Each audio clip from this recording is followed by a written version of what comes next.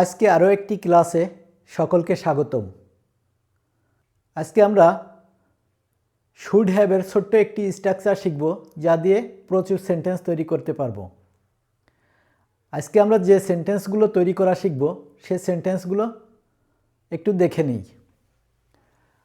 আমার গাড়ি চালানো উচিত ছিল, তোমার সেখানে যাওয়া উচিত ছিল, তার ইংরেজি শেখা উচিত ছিল, আমাদের গরিবদের সাহায্য করা উচিত ছিল,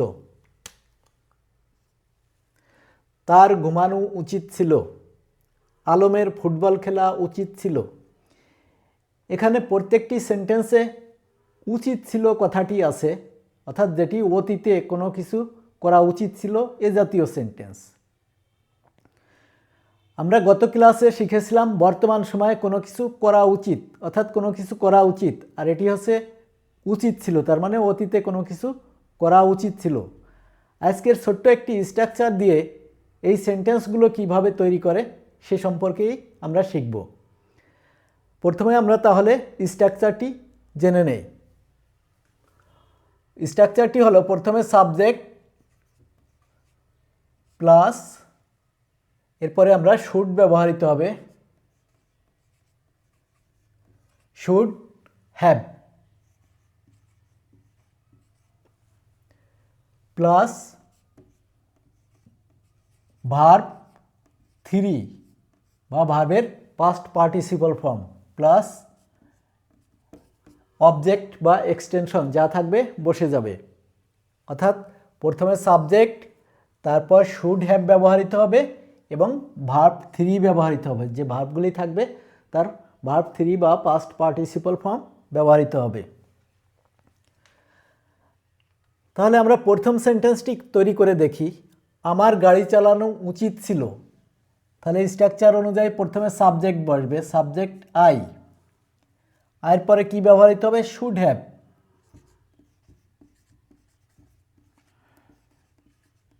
আই শুড হ্যাভ কি করা উচিত ছিল? চালানো উচিত ছিল, গাড়ি চালানো উচিত ছিল। তাহলে চালানো উচিত ছিল হচ্ছে ভার্ব।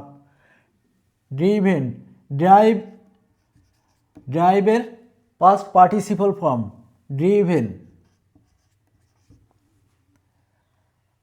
Driven car. আই, প্রথমে স্ট্রাকচার অনুযায়ী প্রথমে আই ব্যবহৃত হয়েছে, তারপর আমরা শুড হ্যাভ ব্যবহার করেছি এবং ড্রাইভ ভার্বের পাস্ট পার্টিসিপল ফর ড্রিভেন ব্যবহার করেছি, তারপর অবজেক্ট কার। আমাদের ভার্ব সম্পর্কে ভালো একটি ধারণা থাকতে হবে। ভার্বের present form, past participle form বা V1, V2, V3।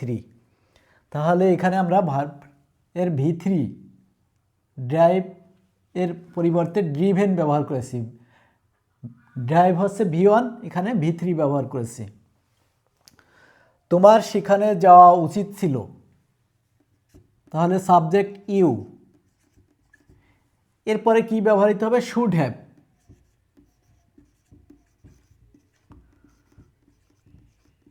You should have কি করা উচিত ছিল? যাওয়া উচিত ছিল, তার মানে যাওয়া। গো ভার্বের, গো হচ্ছে ভার্বের V1, তাহলে এর V3 কি হবে? গো অ্যান্ড গন। গন ব্যবহৃত হবে কোথায়? সেখানে। There, you should have gone there. Structure অনুযায়ী প্রথমে সাবজেক্ট, তারপর শুড হ্যাভ, তারপর গো ভার্বের পাস্ট পার্টিসিপল ফর্ম গন ব্যবহৃত হয়েছে। তার ইংরেজি শেখা উচিত ছিল। তাহলে প্রথমে সাবজেক্ট হি, হির পরে আমরা কি ব্যবহার করব? Should have.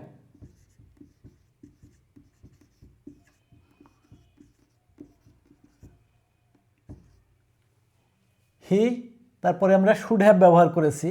কি করা উচিত ছিল? ইংরেজি শেখা উচিত ছিল। তাহলে শেখা, শেখার ইংরেজি হচ্ছে লার্ন।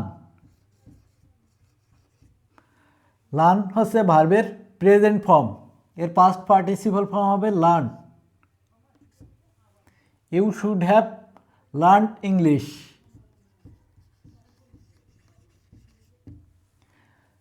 তাহলে এখানে প্রথমে সাবজেক্ট হি ব্যবহার করেছি, তারপর আমরা শুড হ্যাভ ব্যবহার করেছি এবং লার্ন ভার্বের পাস্ট পার্টিসিপল ফর্ম বা V3 লার্ন ব্যবহার করেছি, এরপর English.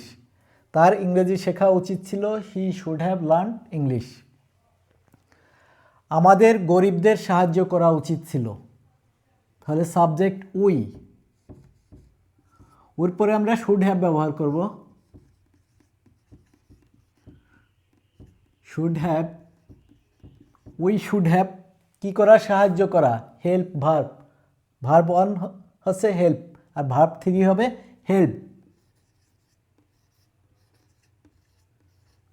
We should have help poor, কাদের, গরিবদের।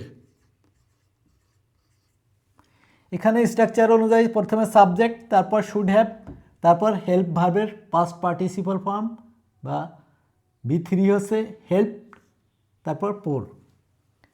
আমাদের গরিবদের সাহায্য করা উচিত ছিল, উই শুড হ্যাভ হেল্প পোর। তার ঘুমানো উচিত ছিল, তাহলে সাবজেক্ট হি, হির পরে শুড হ্যাভ।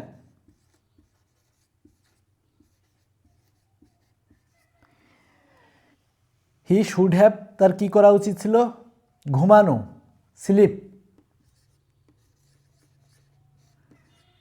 স্লিপ হচ্ছে ভার্ব 1, এর সাথে টি যোগ হবে, sleep. He should have sleep, তার ঘুমানো উচিত ছিল।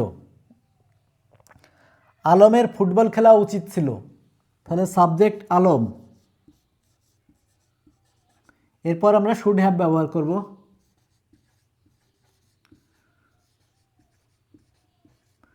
শুড হ্যাভ কি করা উচিত ছিল, খেলা উচিত ছিল, কি খেলা, ফুটবল খেলা, তাহলে প্লে ভার্বের past form, past participle form played, played football.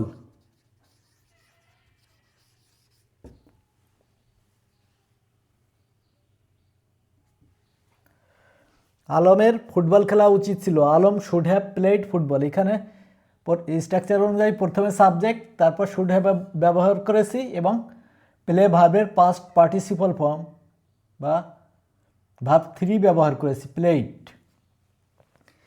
এভাবে আমরা এই ছোট্ট একটি স্ট্রাকচার শুড হ্যাভ ব্যবহারের মাধ্যমে প্রচুর সেন্টেন্স তৈরি করতে পারবো ইনশাআল্লাহ। ধন্যবাদ।